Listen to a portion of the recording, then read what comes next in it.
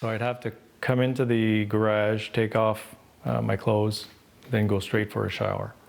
Oh, we remember that. It has been nearly a decade since he stepped into a printing plant, but Mitch LaPrade says he can't wash that heavy smell of ink from his memory.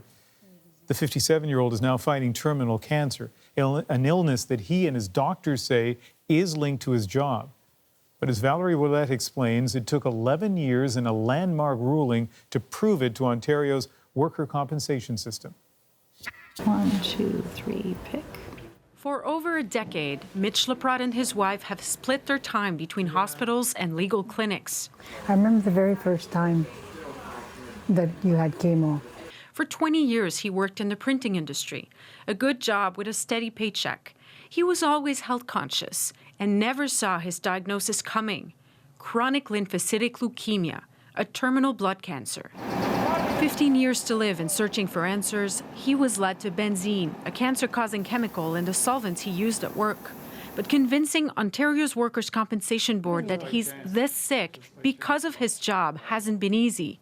Here I have a sample of a lot of the denial letters. His workers' compensation case dragged on for years. This one's from 2010. He submitted medical studies and received denials in return, with WSIB arguing he had inadequate evidence. I'm angry. It's very frustrating. Frustrated because while he got rejection letters, the board implemented a special policy for firefighters. If they get the same disease as him, they don't have to prove their case. The board recognizes that fire smoke can cause cancer. And while the policy doesn't directly connect benzene to leukemia, it's widely understood that it's one of the major toxins that puts firefighters at risk. And according to LaPrade's doctor, it's the only one that matters. The only one of those chemicals that would cause the increased risk was benzene. Most provinces have similar policies. And in a statement to CBC, the WSIB says that firefighters are compensated based on diagnosis and length of service, not exposure. The Labour Minister's office says it is reviewing compensation for all work-related cancers. This is a big issue because Jim Brophy's research led to the implementation of the firefighters' policy. He says it's time for it to be expanded to other industries.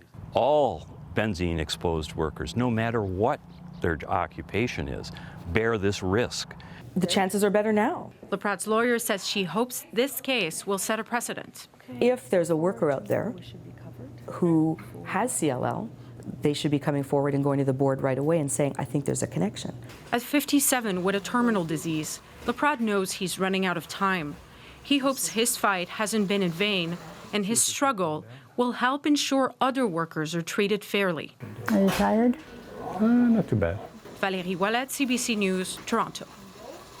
Benzene is a common chemical. It's released during forest fires and volcanic eruptions. But when people are exposed to it at its highest levels, it is often because of where they work.